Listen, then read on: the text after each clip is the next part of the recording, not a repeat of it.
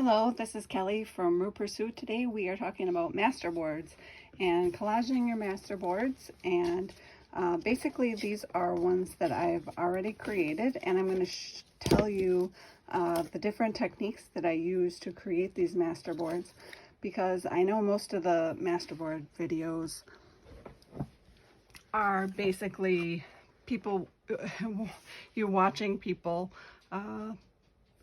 gluing their bits onto paper, but I've pre-created these so you don't have to wait through that, although there's nothing wrong with sitting and doing that if you're going to be crafting anyway, right? So that's not the worst thing in the world.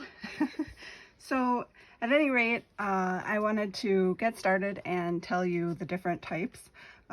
First of all, some people, I know, well, I should say first that sometimes you create a masterboard and you think, I just created this and it looks nothing like one that I saw someone else create. So I'm just gonna give you some examples of what I did and how you can create a masterboard to look exactly the way you want it. So the first thing that I did was give an example of big pieces versus tiny pieces.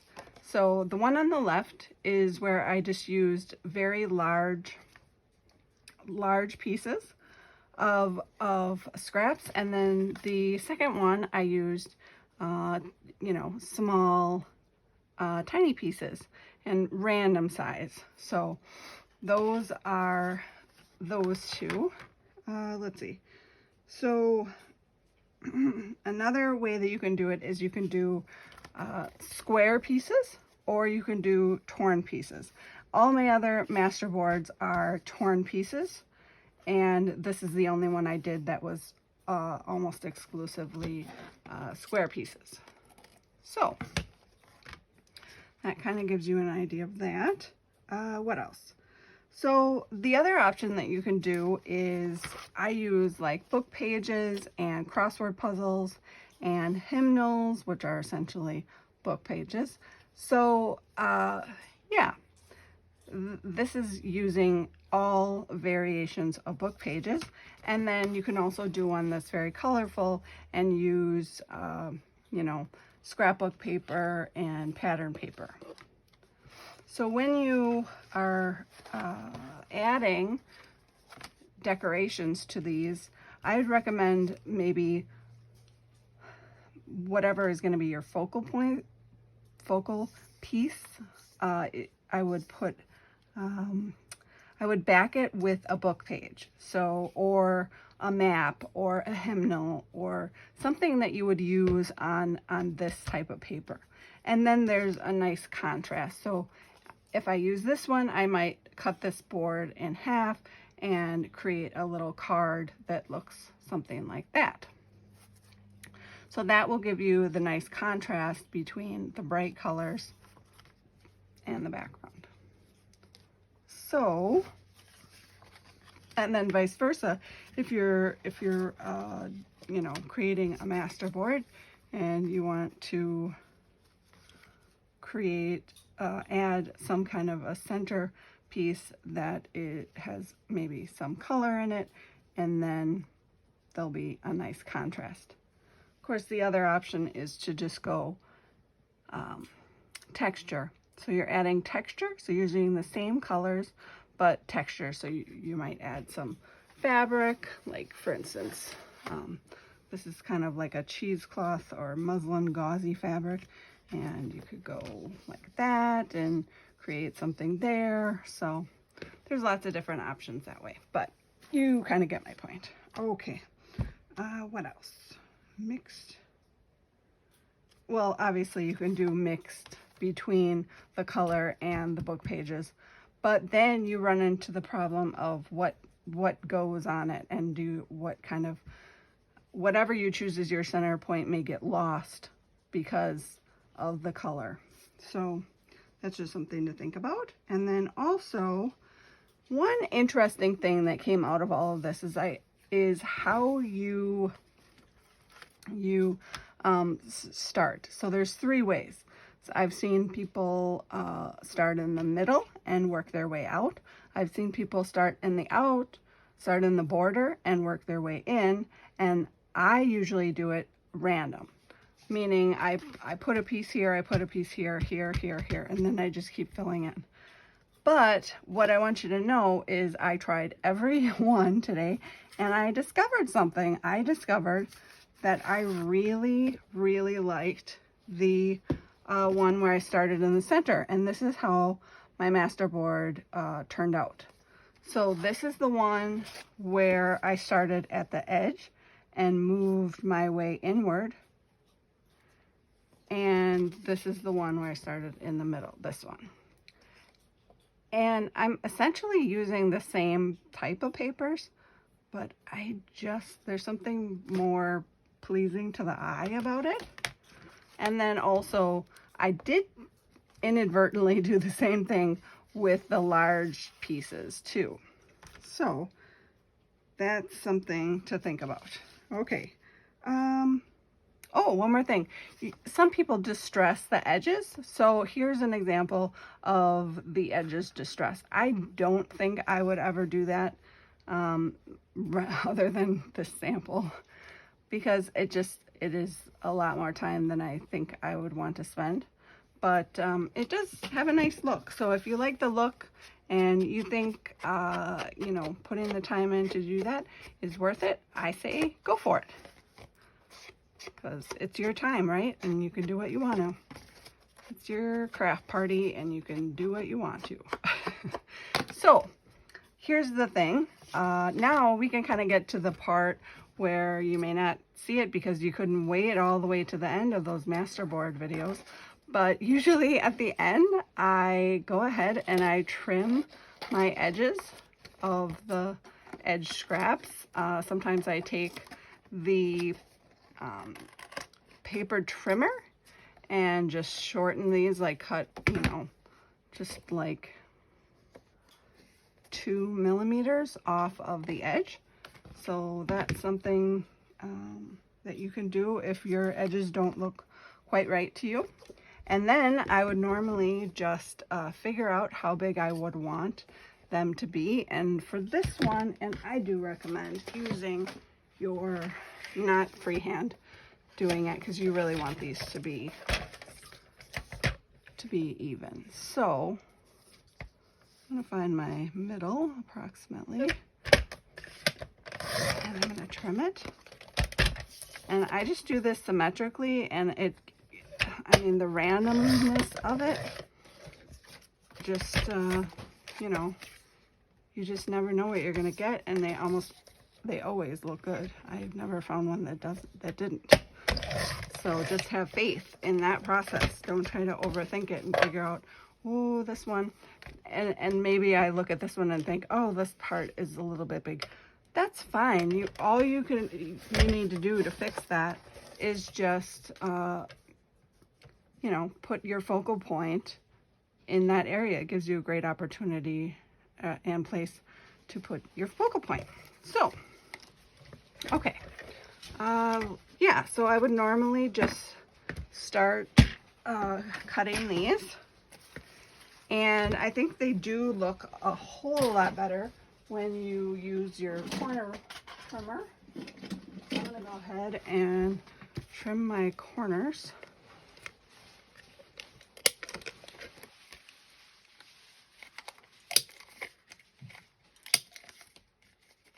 And I didn't really tell you that I do use cardstock, thicker cardboard, usually packaging from, you know, scrapbook materials, paper products, that sort of thing. So, and then after I do that, I might go around and distress the edges. Like so. And before I do the next step, I'm just going to show you some examples of ones that I've done in the past. This is one that I did in the past, and I haven't, you know, added any kind of a focal point to it. That's just kind of how it ended up. And then I got bold. So this is one I did. This was all kinds of color on it. And then I added this, which one? Brushed corduroy. And I coated the whole thing, sort of toned it down, because I had used scrapbook paper and the light book pages. So it had that sort of contrast. So I ended up using the Distress Oxide to give it a coat of the same color to help it blend together. And then I use this bright pink color ink to stamp on here. And then they're very bright. I'm not sure that that is for everyone. I still haven't given them any kind of a focal point yet. They've just been sitting there. So that is one option if you like it. Maybe a boho album, that would work really well with it. Okay, here's another one that I've done. And I used, again, a variety of combination of papers. And then I stamped black ink stamps over the top of it. So it really creates sort of this mixed media look with a lot of things going on in the background. So I'm just gonna, I really don't need to be doing this, but I'm gonna do it. Just, woo. That one almost got me right in the eye. Okay, so that's another one. And here's also a couple that I did, which are that same background. And then my focal point, it does get a little bit lost. And so I use some opaque markers to highlight it and kind of bring it, help it stand out. And then I did the borders with it as well. It's these, I have them, I got them on Amazon, metallic color pen STA.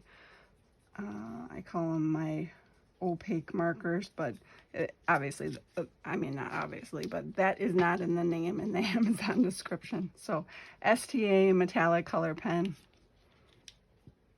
that's what they look like. And I really like those. But anyway, so then we've got one of these. And today I think I'm going to pull out some, I think I'm going to do brown today. Try a couple of different, I have these new brick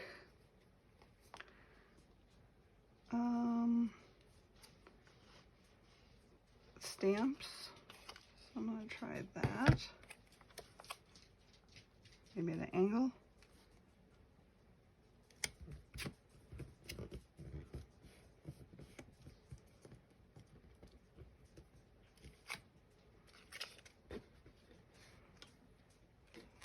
So here's that. I don't know if I want it all the way to the edge, but why not? We'll give it a try.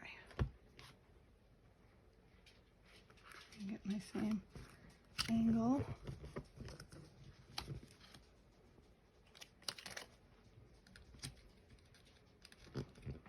Okay. So, you know, you can try different colors and see what you like. And then perhaps I would go in with this or this one or this one. I don't really like the shape of that one. And I might use some, we'll just decorate a little bit. Do a little decorating. Add a little fabric to it.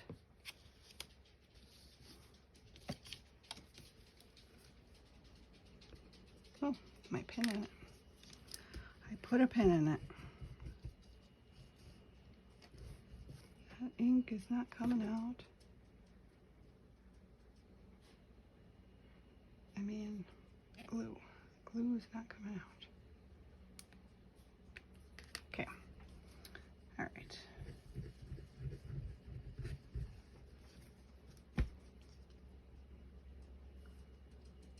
Just gonna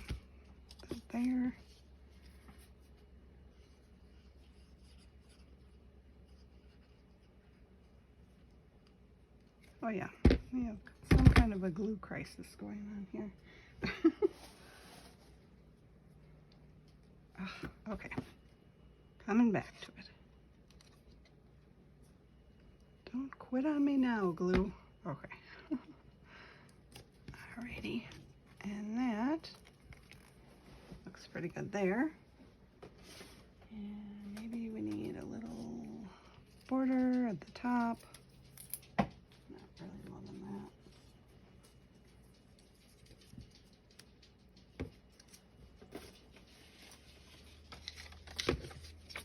No, not that either. So many decisions.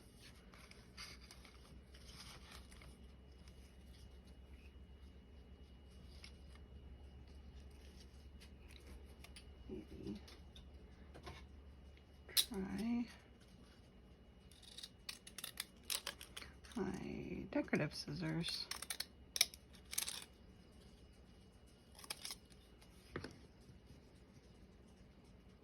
There we go.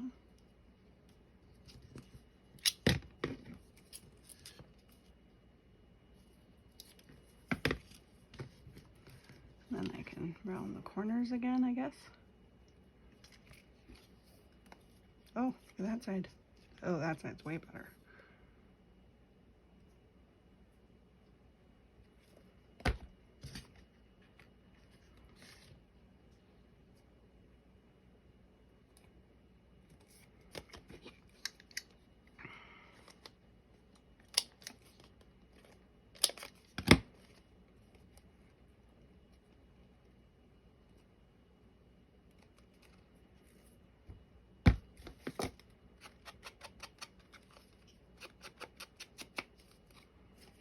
Blend that in a little bit. There, it's not too bad.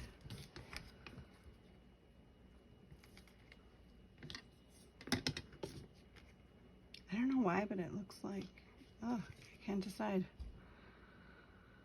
Why do I not like that? I need something at the top. Maybe some jewels. Yes. Where are my jewels?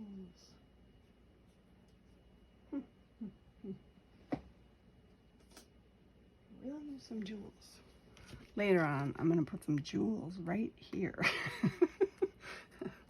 All right. I think we're all done with that one. You get the idea. All right. So here we can do something different. Maybe just a couple of these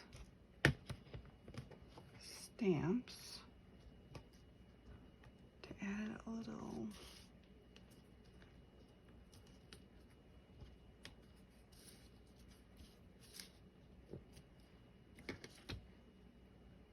not too much, just a little something.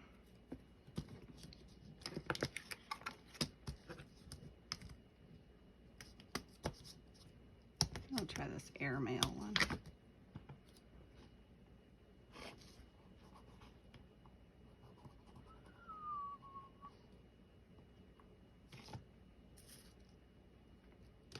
Oh no. Okay. Now I need something to press it down. Another stamp.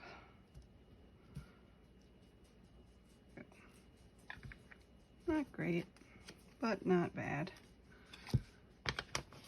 Okay. I'm going to ink up the sides. First I'm going to do my corner.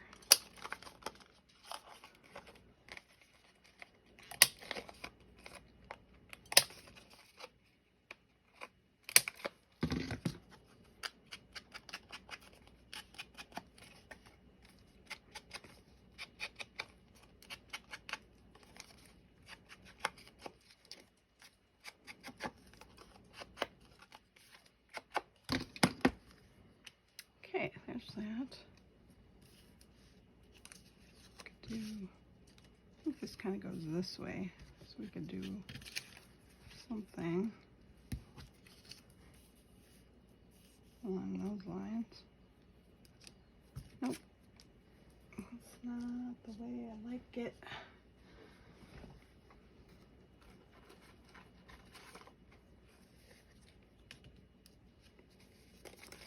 they're just too big.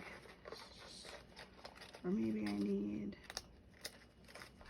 some kind of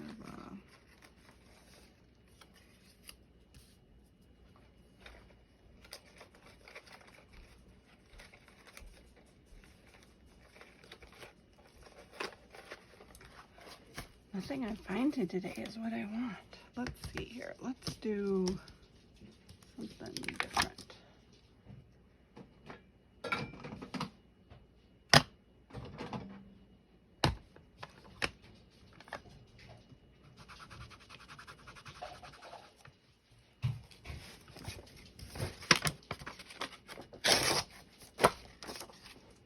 This is definitely the longest part.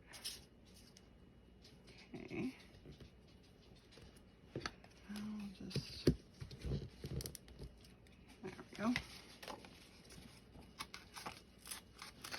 Hard to tear this paper, is handmade paper.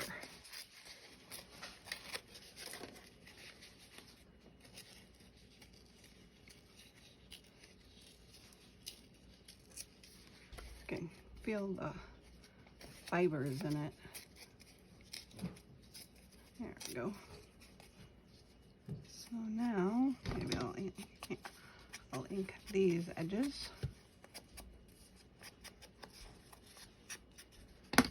And then put that down like that. There, I'm happy with that. This paper is so textured. It feels like fabric almost. So there's that.